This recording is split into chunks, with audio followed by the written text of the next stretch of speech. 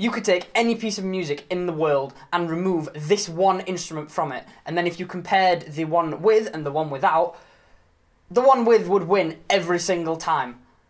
That instrument is bass. So bass is arguably, and in my very humble opinion, probably the most important instrument in existence today. That is because that it is used in every single type of music, apart from like obviously solo instrument pieces, so like solo singer-songwriter, acoustic guitar, piano pieces. It's not really needed there, but in full band and full live setups, it is always needed. This could be from a rock band, an orchestra, a chuffing rap group, a dance track, electronic, everything uses bass in some form, be it a bass guitar, a double bass, a cello, or a sub-synth bass. You can actually test this for yourself. If you record a track with bass and then remove the bass from it, you will definitely be able to tell. A lot of people argue that you can't actually hear bass in a lot of studio recordings of modern music, but that is because it's more of a feeling than a sound. If you remove that feeling, it becomes empty and there's a big hole left where bass should be. And I'm not just saying this because I am actually a bassist. It is vital. It is probably the bedrock of music, in my opinion. An example of a band that doesn't use bass is the White Stripes, and I would argue that they would be better off with a bass.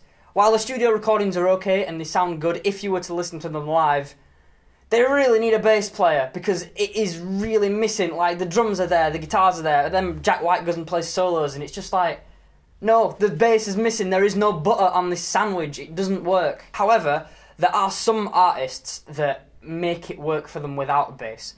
This doesn't happen very often, but there's a band that we work with called Rival Bones, who they are just a guitarist and a drummer, but the guitarist octaves his guitar down and compresses the shit out of it so it actually sounds like a bass. So essentially he is emulating bass to give the same effect. And he plays that alongside his normal guitar sound? He does, yeah. He couples his normal guitar sound with his bass sound to create a full sound. In my opinion, it would probably sound a little bit better with a bass and a guitar because you have the mild inconsistencies between the two that create the fluid sound, but it still works and it sounds great. So if you compare a band that doesn't have a bassist to a band that just has a bassist, so White Stripes and Royal Blood, yes, we have shit on Royal Blood in the past, I would say Royal Blood have a better sound. And that is because with bass you can fill more frequencies. You can get the low stuff and you can get the high stuff by octaving up. And Jack White, in my opinion, doesn't really octave down properly, so it just doesn't do it for me. But I don't know the guy's name from Royal Blood. It works really well, and in my opinion, I think it works better. Yeah, I think the big thing here is that Royal Blood doesn't have a hole that feels like it needs to be filled, and White Stripes do. Like, if you listen to White Stripes, and you could even do this, you could record a bass part to White Stripes. We were talking to our boss in our office earlier, and I forgot who it was, but he mentioned that there was someone who took a White Stripes album and actually recorded bass onto it and then released it. If I can find it, it will be the first link in the description. So every form of music that has bass would be drastically worse off for it.